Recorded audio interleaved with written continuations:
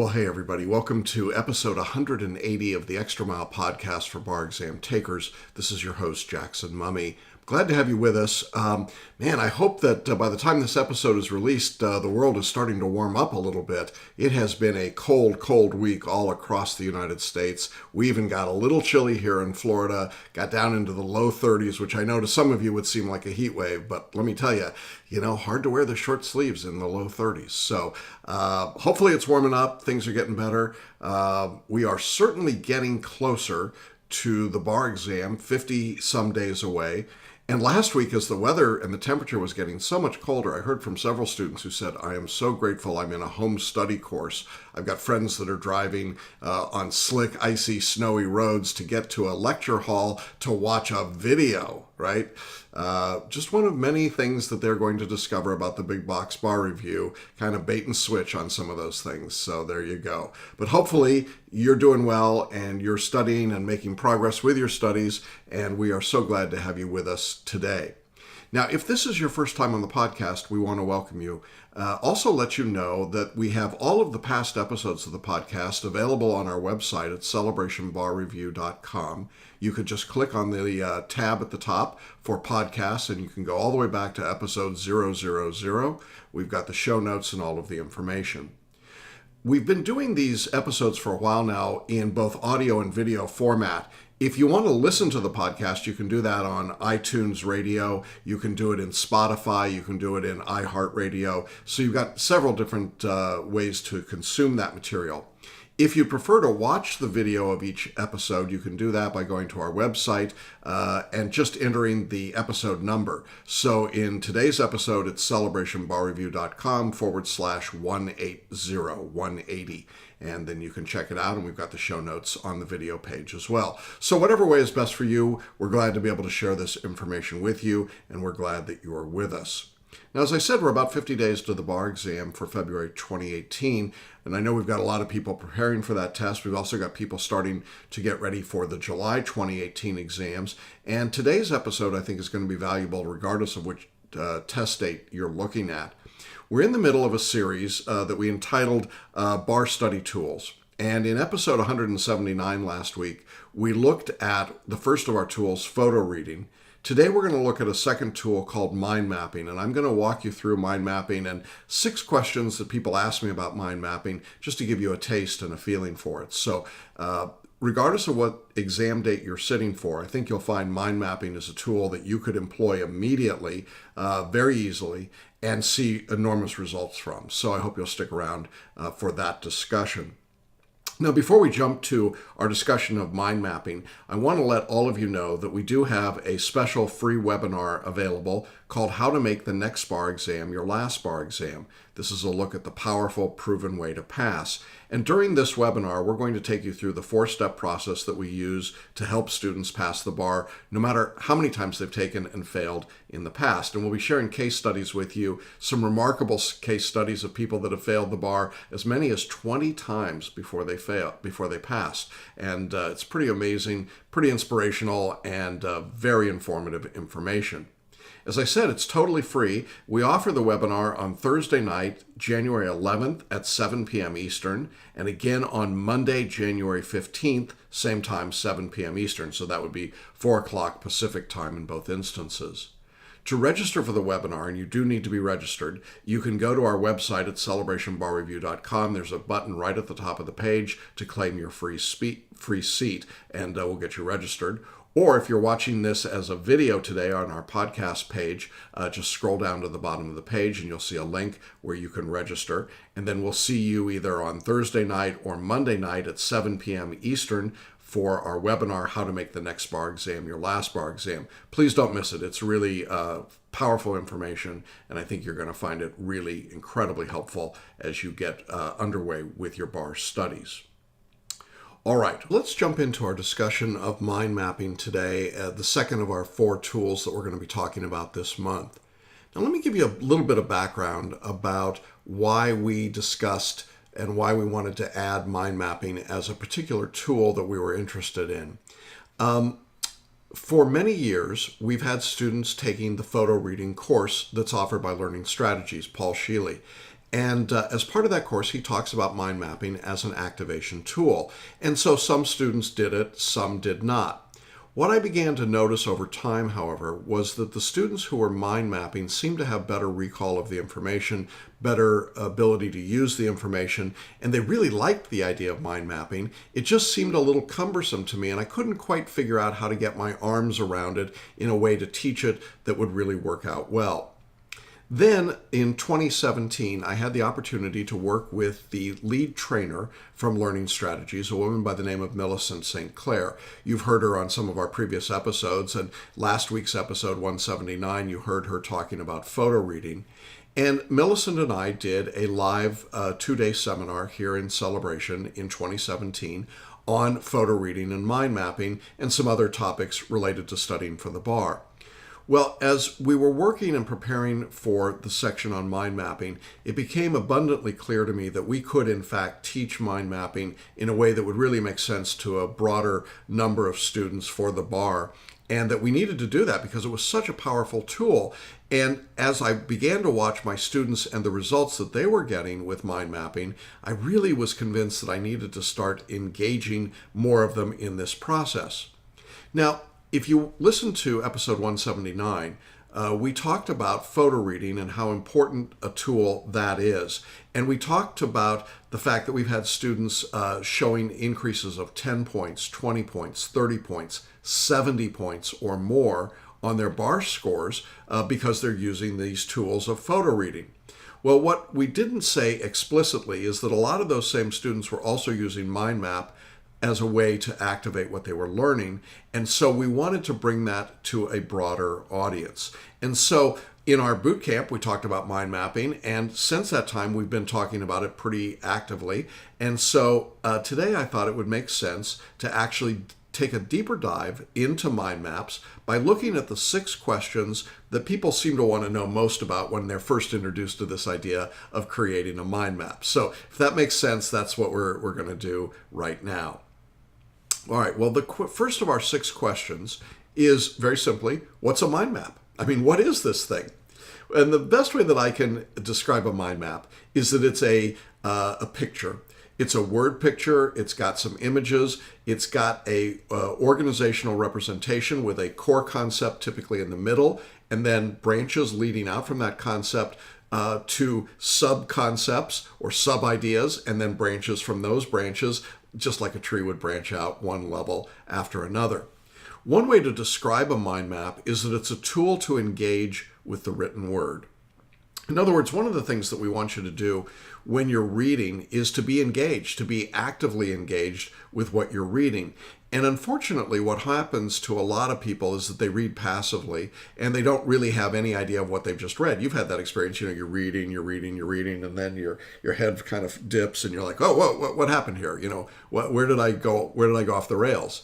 Well, with mind maps, you've got a tool that's going to help you engage much more effectively and much more consistently with the material that you're reading. So it's a tool, first of all, for that purpose. The second way I'd answer the question of what's a mind map is that it is a tool that allows you to use visual imagery to engage your non-conscious brain.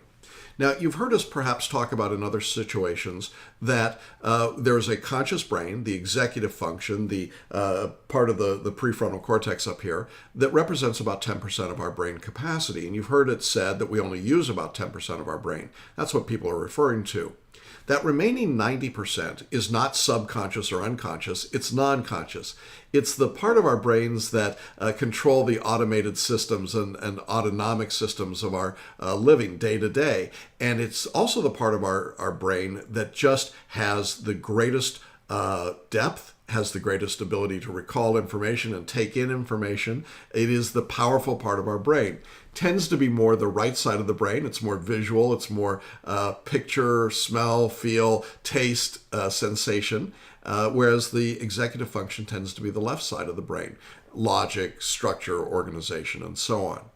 Well, when we're using a mind map, what we've got is a tool that allows us to engage with our non-conscious brain. We're really dealing with primarily the right side of the brain, the non-conscious brain. And so mind maps are written or created documents that allow you to engage with that part of your brain.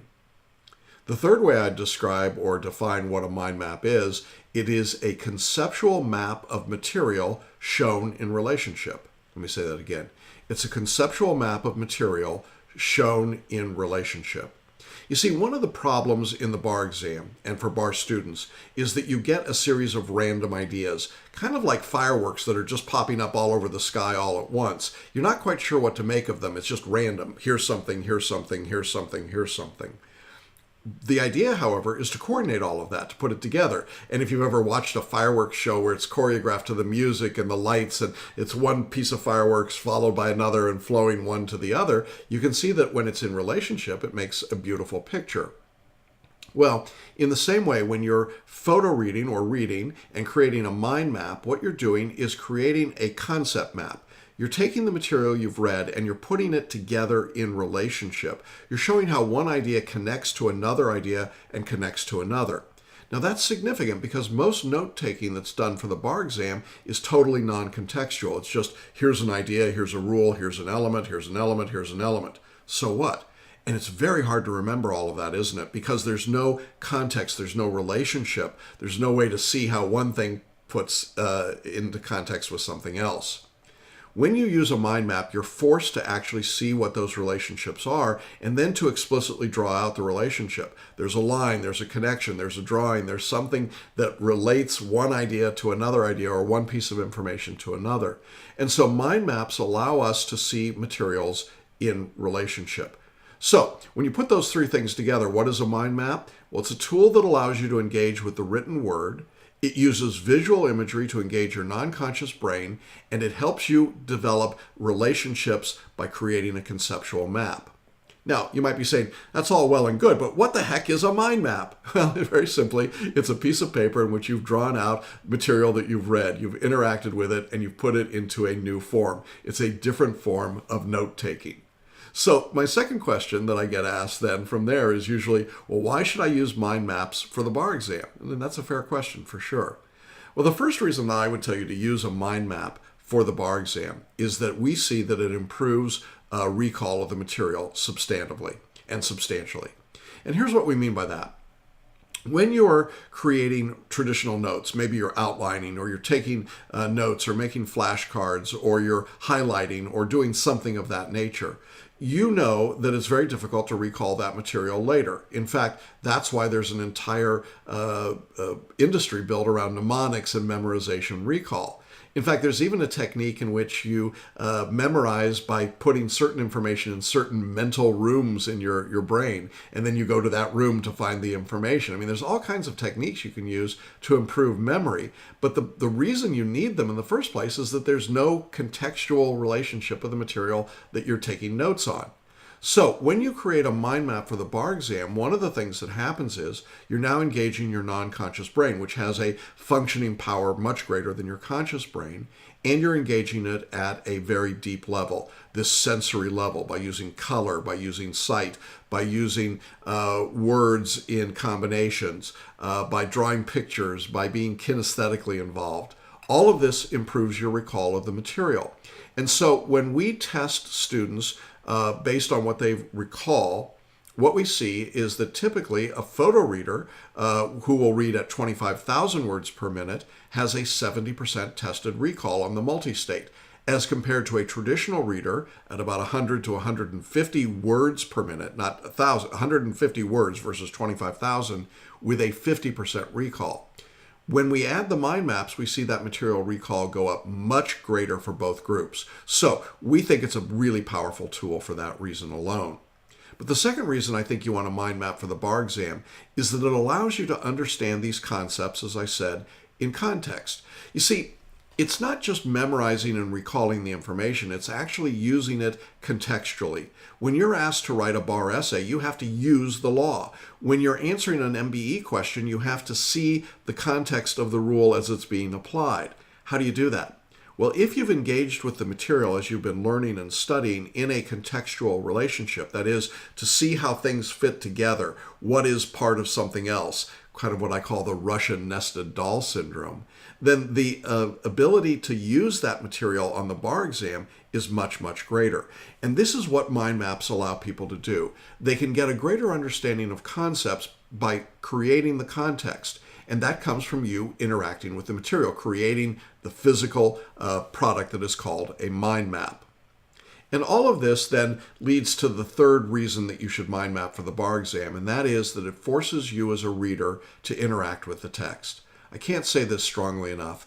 Too many bar students, for understandable reasons, just don't interact with the material that they're getting.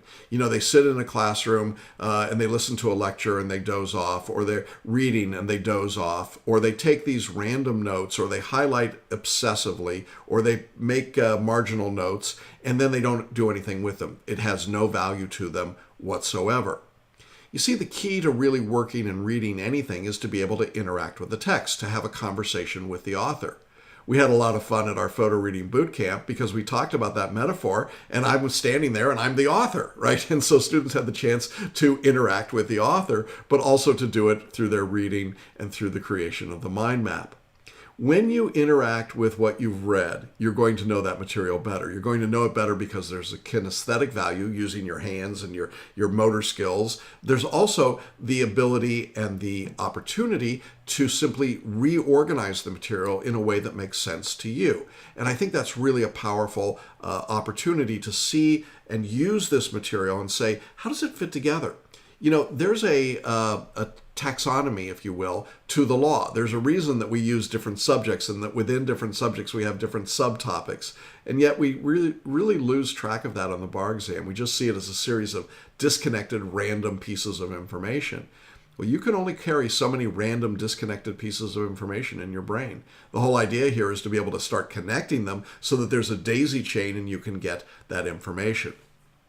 Now, when we talk about mind mapping for the bar exam, we're actually talking about what we would call intentional activation. When you've read material, whether you've read it as a photo reader or a traditional reader or something in between, you have to activate what you've already put into your brain, what you've read. That can happen spontaneously. You just read a question or a problem and you know the answer without knowing quite why. But then there's also intentional activation, and this is a form of intentional activation. It's a way to take what you're doing, what you're reading, and make it powerful and usable to you. And so that's why I think you should use the mind map. Will it improve your score in the bar exam? Yes, I think it will. We've seen that result consistently.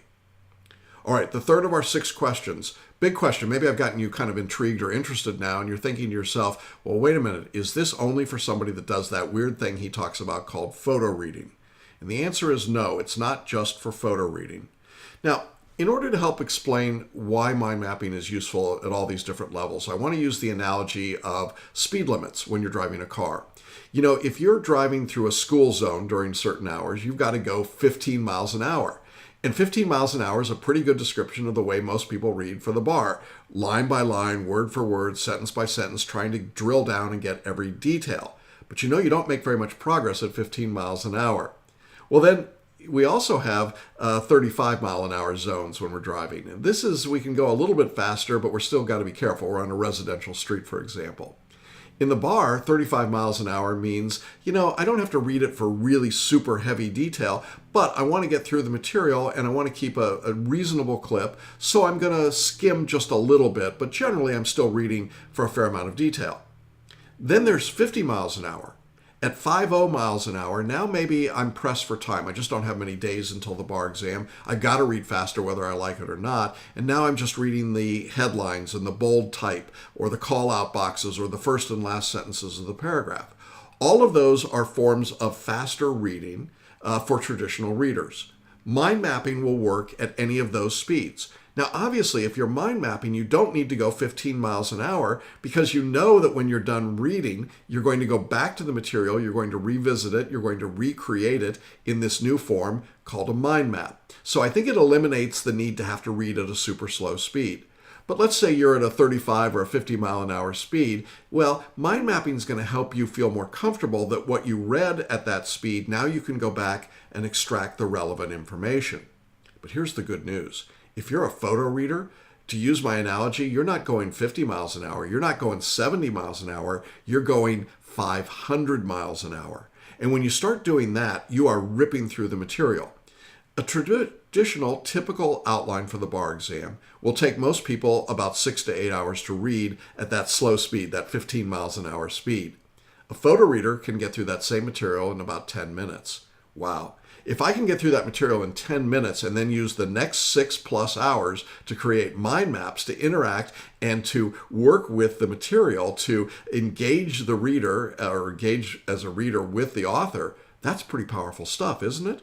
And if the sloth back there is still reading at 15 miles an hour, see the tort happen. It's, oh my God, right?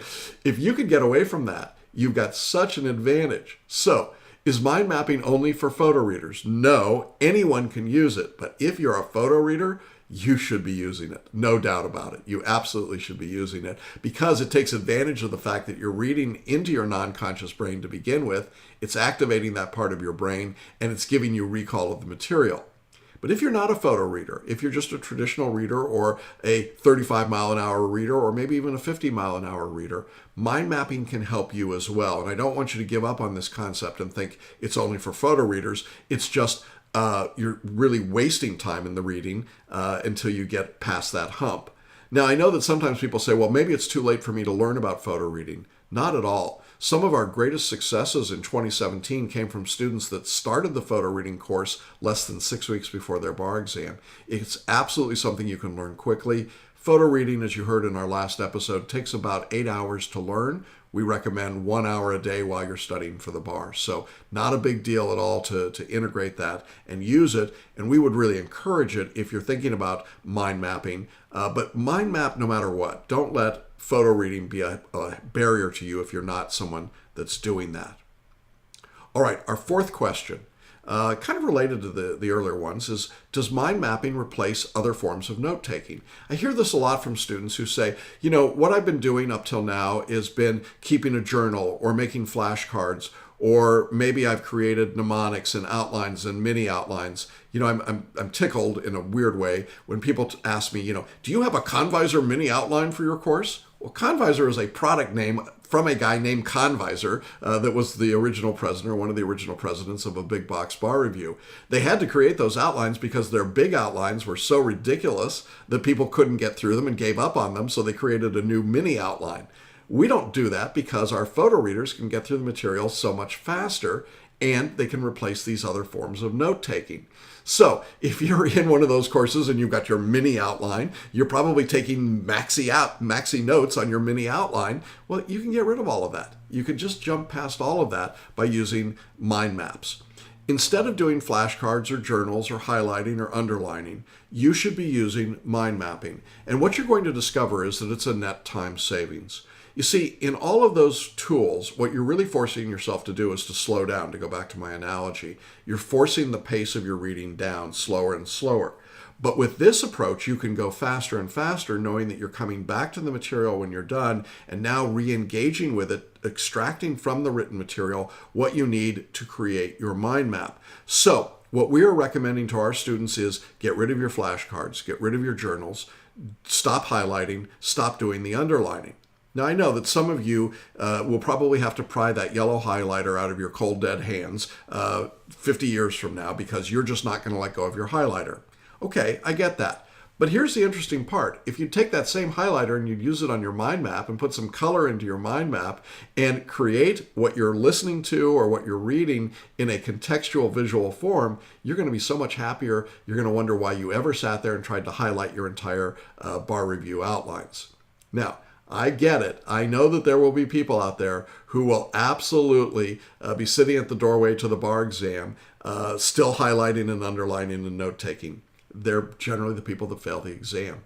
And it's just not a good productive method of studying. So if you are trying to get out of that loop of flashcards and journals and highlighting and underlining, this is a really powerful tool. It encompasses all of that with all the benefits that we've talked about. Now, there's one other way you can use the mind mapping tool that I want to just talk about here, and that is that after you've created your mind map, go ahead and read it out loud.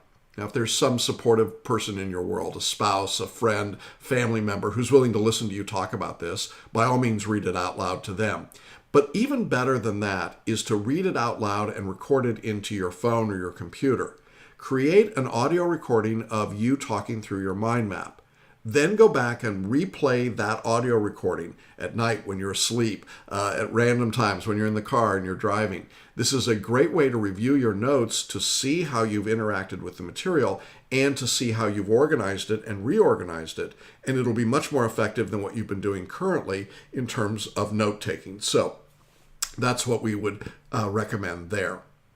All right, we've gone through 4 of our 6 questions. The next question is one of my favorites. Do I need special software or tools or equipment?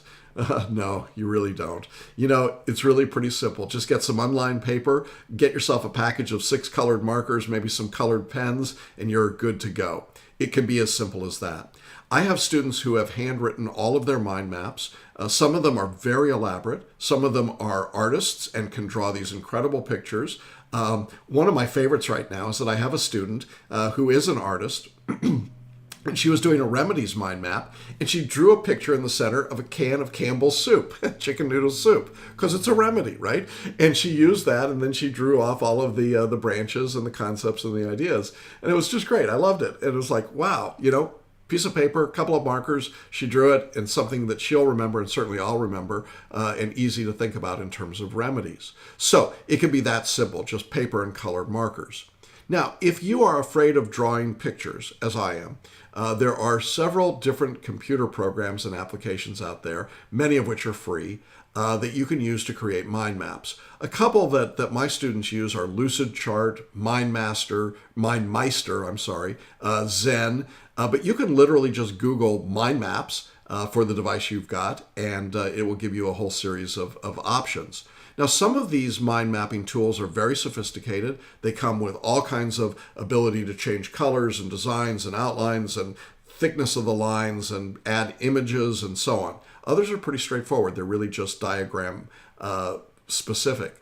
And I think the point is, if you're somebody that just gets really bent out of shape if the line isn't exactly straight, then a computer-aided mind map could be a great tool. I like computer-aided mind maps. I just type in all the information I want. I'm not terribly visual in terms of drawing pictures, so I can add pictures or images if I want, but I don't have to, and I've got everything organized, and the computer lays out the organization or helps me organize it so it's all on one page.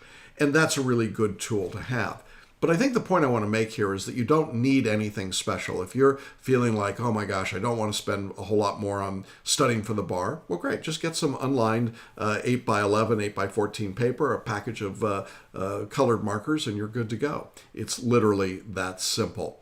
And check out those free tools. And there are some paid-for versions of mind mapping software, but really not necessary. The free tools are more than sufficient in my experience.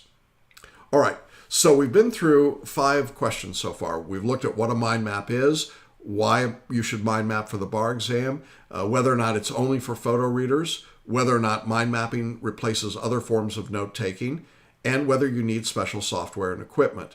And now, hopefully, I've gotten enough interest from you that you're excited, you're thinking to yourself, wow, maybe I could use mind mapping. Maybe this would make a more effective way for me to study, because certainly I'm really not loving the process that I'm going through right now. Our 6th question then is, how can I learn more about this process? Well, I'm glad you asked. Yes, I am.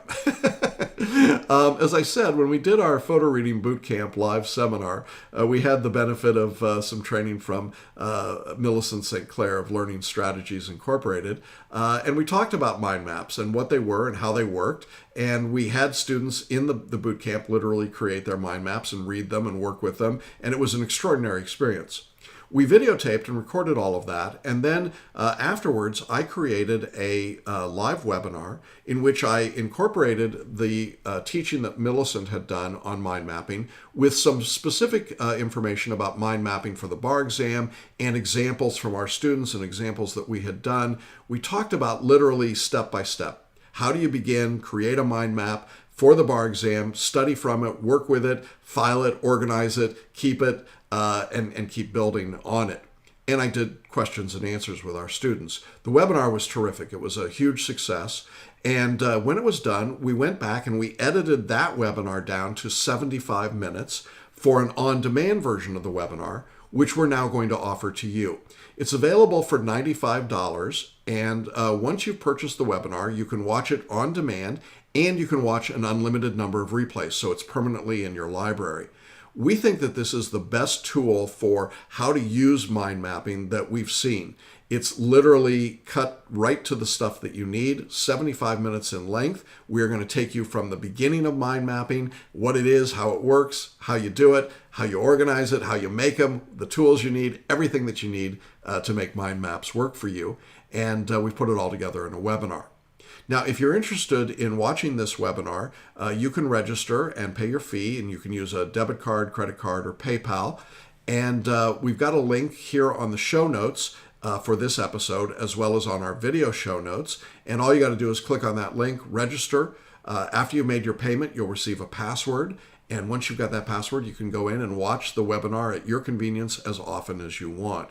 Now, I think this webinar will be incredibly helpful for you if you're planning on using mind maps. It will show you everything that you need to know. It will give you lots of examples. I think we've probably got 30 or 40 examples of mind maps. So you get to see all the different variants and ideas. You get a real sense of what's possible. And we also, as I say, did a Q&A where we got some great questions, really practical questions from people. And I think you'll find that helpful as well.